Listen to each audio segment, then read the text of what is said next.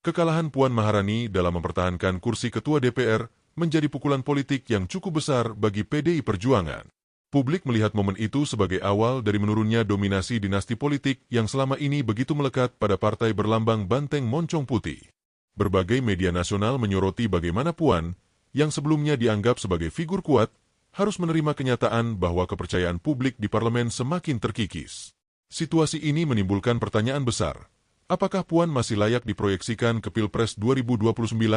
Para analis politik menilai kegagalan Puan di kursi DPR bukan hanya persoalan kepemimpinan, melainkan juga cerminan dari kejenuhan masyarakat terhadap politik dinasti.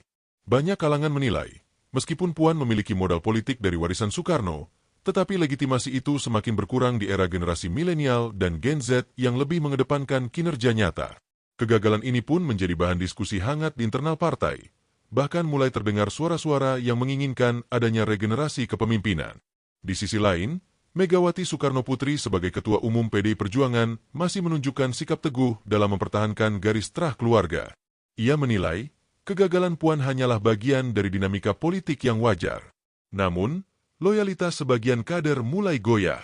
Ada kekhawatiran jika PDI tetap ngotot mendorong Puan maju, maka peluang partai di Pilpres 2029 akan melemah.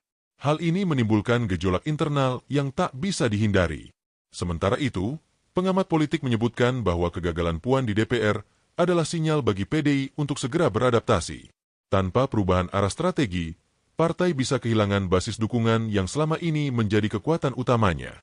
Isu kepemimpinan perempuan yang selama ini diusung Puan dinilai tidak cukup kuat jika tidak disertai dengan rekam jejak yang meyakinkan. Ketidakmampuan menghadirkan terobosan besar selama menjabat DPR menjadi sorotan tajam.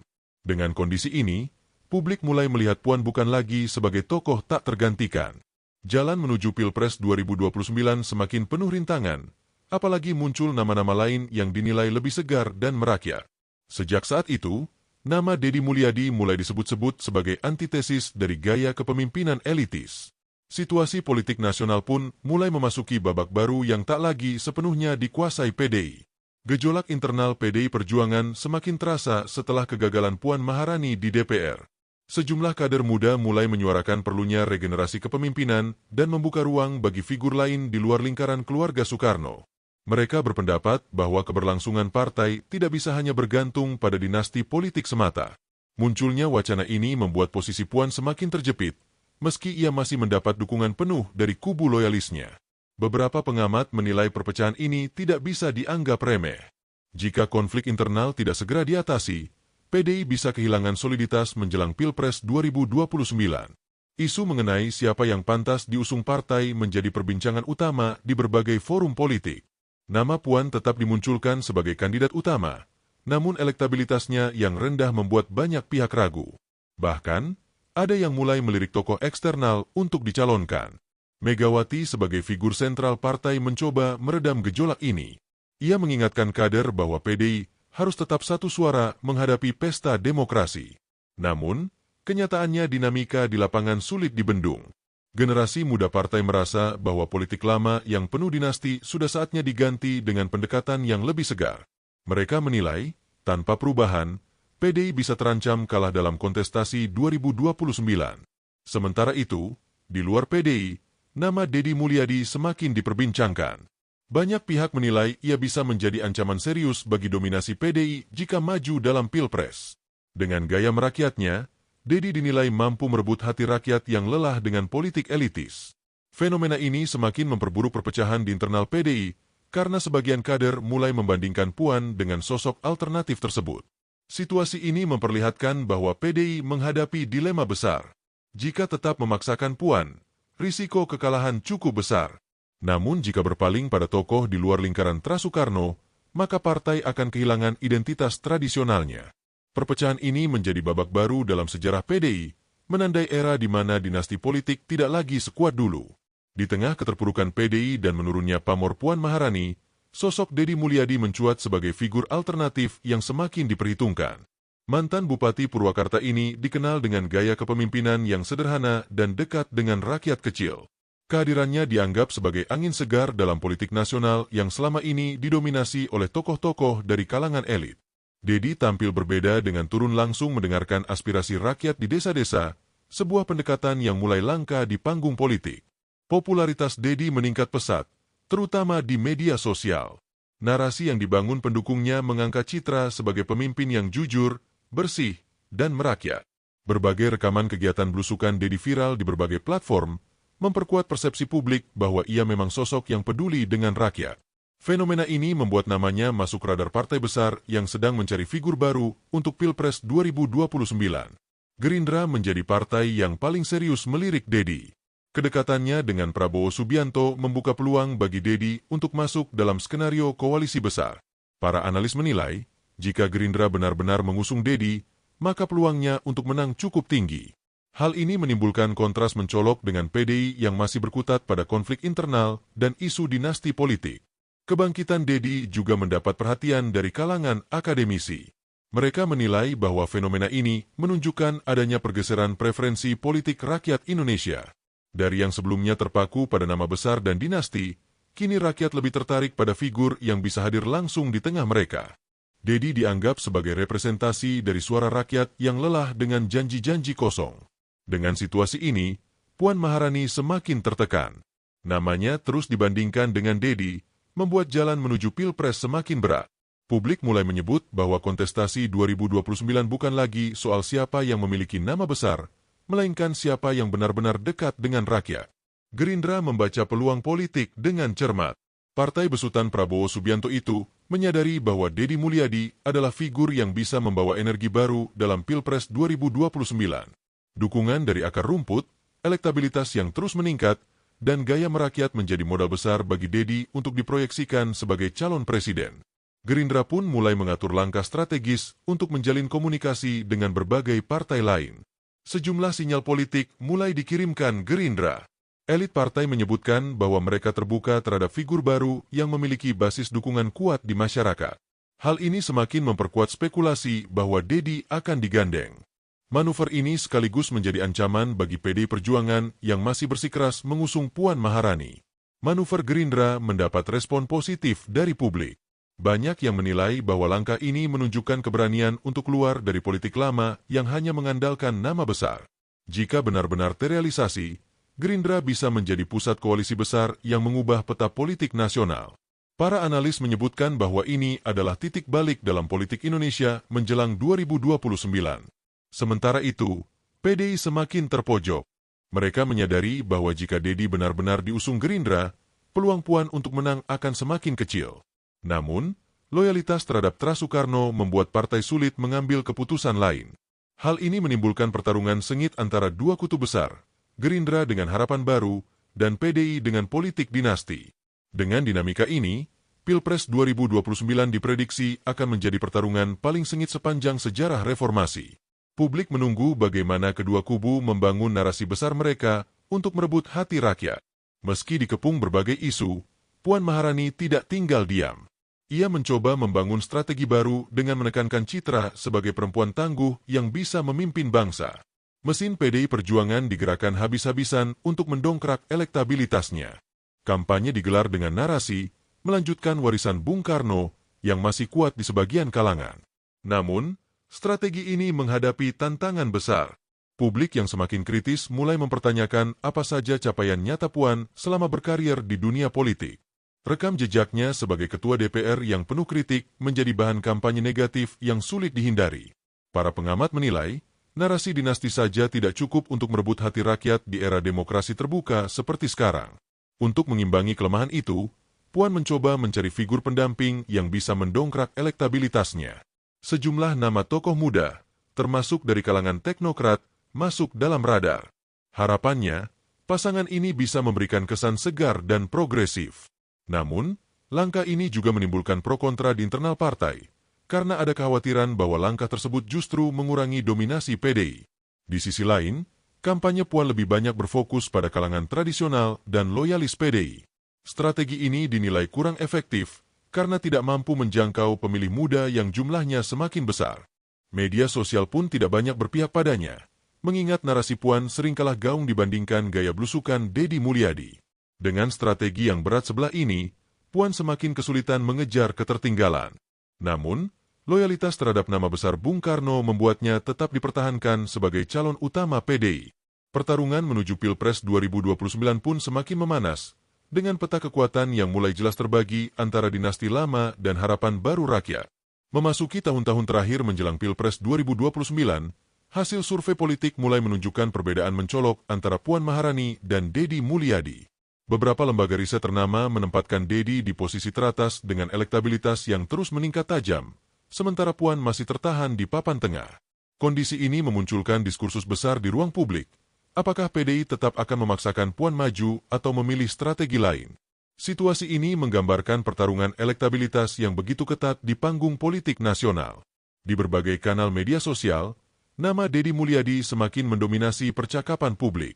Potongan video blusukannya bersama rakyat viral hampir setiap minggu, memperkuat citra dirinya sebagai sosok pemimpin merakyat.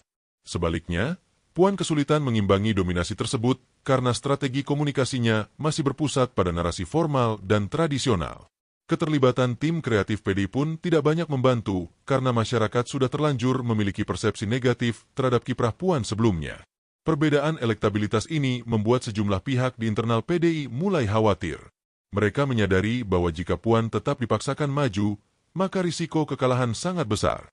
Bahkan ada yang menyebut, PDI bisa kehilangan dominasi politik yang sudah lama dipegang sejak era Megawati. Namun, kubu loyalis Puan tetap kukuh, dengan alasan bahwa partai harus menjaga marwah Tra-Soekarno di kancah politik nasional. Para pengamat politik menyebut pertarungan elektabilitas ini bukan sekadar angka survei, tetapi mencerminkan perubahan besar dalam orientasi politik rakyat Indonesia. Jika dulu nama besar dan kekuatan mesin partai menjadi penentu utama, kini rakyat lebih kritis dan menilai pemimpin dari rekam jejak serta pendekatan personal. Fenomena ini menjelaskan mengapa Deddy bisa menyalip tokoh-tokoh besar hanya dalam waktu singkat. Dalam konteks ini, Pilpres 2029 menjadi lebih dari sekadar perebutan kursi presiden. Ia berubah menjadi arena uji coba besar bagi demokrasi Indonesia. Apakah rakyat tetap akan memilih berdasarkan dinasti politik, atau benar-benar memberi kesempatan pada figur baru yang lahir dari bawah? Pertarungan elektabilitas inilah yang menjadi sorotan utama hingga tahun pemilu tiba. Gerindra akhirnya memberikan sinyal yang semakin jelas bahwa mereka akan mendukung Deddy Mulyadi sebagai calon utama. Sinyal ini diperkuat dengan intensifnya komunikasi politik antara Gerindra dan sejumlah partai menengah yang merasa tidak puas dengan dominasi PDI. Skenario koalisi besar pun mulai terbentuk, dengan tujuan menandingi kekuatan politik tradisional yang dipegang PDI selama ini. Publik menyebutnya sebagai poros, harapan baru, yang dipimpin oleh Gerindra dan digerakkan oleh figur Deddy. Sementara itu, PDI tetap bersikeras mengusung Puan Maharani. Keputusan ini diumumkan secara resmi dalam rapat kerja nasional partai, menegaskan bahwa partai tidak akan melepaskan garis keturunan Soekarno. Langkah ini disambut gembira oleh loyalis Puan, tetapi juga menuai kritik dari sebagian kader yang menilai keputusan tersebut terlalu berisiko. Koalisi pendukung Puan akhirnya lebih terbatas, mengandalkan partai-partai kecil yang masih percaya pada kekuatan mesin PDI. Koalisi penentu ini memperlihatkan bagaimana politik Indonesia bergerak menuju polarisasi tajam. Di satu sisi ada kubu yang mengedepankan kesinambungan dinasti, di sisi lain ada kubu yang membawa narasi perubahan. Situasi ini mengingatkan publik pada pertarungan besar di Pilpres sebelumnya, tetapi kali ini tokoh yang muncul benar-benar berasal dari jalur berbeda, bukan sekadar tokoh lama yang berganti posisi. Para analis menyebut bahwa keberhasilan membangun koalisi akan menjadi faktor kunci. Deddy Mulyadi, dengan dukungan Gerindra, dinilai memiliki peluang lebih besar untuk membentuk poros kuat. Sementara PDI, meski masih memiliki basis massa loyal, dinilai akan kesulitan menyaingi jika elektabilitas Puan tidak segera terdongkrak. Dalam politik Indonesia, koalisi yang solid seringkali lebih menentukan ketimbang kekuatan individu semata. Koalisi penentu inilah yang akhirnya menjadi garis pembatas dalam politik 2029. Publik menunggu dengan penuh antusiasme, partai mana saja yang akan bergabung dalam kubu Gerindra Deddy, dan apakah PDI mampu mempertahankan loyalitasnya hingga akhir. Pertarungan koalisi ini menjadikan Pilpres 2029 sebagai momen paling menegangkan dalam sejarah demokrasi Indonesia. Masa kampanye resmi Pilpres 2029 dibuka dengan gegap gempita. Puan Maharani tampil dengan gaya formal, berpidato panjang di depan massa pendukung PDI dengan menekankan kesinambungan sejarah dan warisan Bung Karno. Ia menegaskan bahwa kepemimpinannya adalah lanjutan dari perjuangan besar yang sudah ditorehkan keluarga Soekarno sejak awal Republik berdiri. Namun, narasi ini dianggap sebagian kalangan sebagai repetisi lama yang tidak banyak menyentuh persoalan aktual rakyat. Di sisi lain, kampanye Deddy Mulyadi berjalan dengan nuansa berbeda. Alih-alih menggelar panggung megah, Deddy lebih sering hadir di pasar tradisional, desa-desa, hingga daerah pelosok. Ia duduk bersama rakyat, mendengarkan keluhan mereka tentang harga pangan, lapangan pekerjaan, hingga akses pendidikan. Pendekatan ini membuat kampanyenya terasa lebih membumi dan autentik. Media sosial pun penuh dengan dokumentasi interaksi hangat antara Deddy dan rakyat kecil yang semakin memperkuat popularitasnya. Pertarungan narasi kampanye menjadi semakin sengit. Tim Puan mencoba melawan dengan memunculkan isu bahwa Deddy hanyalah eksperimen politik tanpa pengalaman di tingkat nasional. Namun, isu ini tidak banyak berpengaruh karena rakyat lebih fokus pada kedekatan emosional yang ditawarkan Deddy. Justru serangan balik muncul dengan tudingan bahwa Puan hanya mengandalkan nama besar tanpa prestasi yang jelas. Debat kandidat yang digelar KPU menjadi ajang penentuan. Puan tampil dengan bahasa formal dan penuh data, namun dinilai kaku. Deddy sebaliknya berbicara lugas, sederhana, dan langsung menyentuh persoalan sehari-hari. Publik menilai gaya Deddy lebih mengena, membuatnya kembali unggul dalam persepsi publik. Setiap kali debat usai, tagar dukungan untuk Deddy selalu trending di media sosial. Kampanye panas ini akhirnya membelah publik menjadi dua kubu besar. Kubu Puan yang berpegang pada tradisi politik lama, dan kubu Deddy yang membawa semangat perubahan. Polarisasi ini menjadikan Pilpres 2029 terasa lebih emosional, dengan rakyat menaruh harapan besar pada pemimpin yang mereka anggap bisa membawa kesejahteraan nyata. Tanggal pencoblosan Pilpres 2029 menjadi momen yang dinanti jutaan rakyat Indonesia. Sejak pagi, antrean panjang terlihat di berbagai TPS. Antusiasme rakyat begitu tinggi, bahkan di beberapa daerah partisipasi pemilih mencatat rekor baru. Banyak pemilih muda datang dengan semangat, merasa bahwa suara mereka kali ini benar-benar menentukan arah bangsa. Atmosfer pemilu terasa lebih hidup dibandingkan kontestasi sebelumnya. Hasil quick count yang dirilis beberapa jam setelah pencoblosan memperlihatkan keunggulan signifikan bagi Deddy Mulyadi. Angka-angka yang muncul dari berbagai lembaga survei hampir seragam. Deddy unggul jauh dari Puan.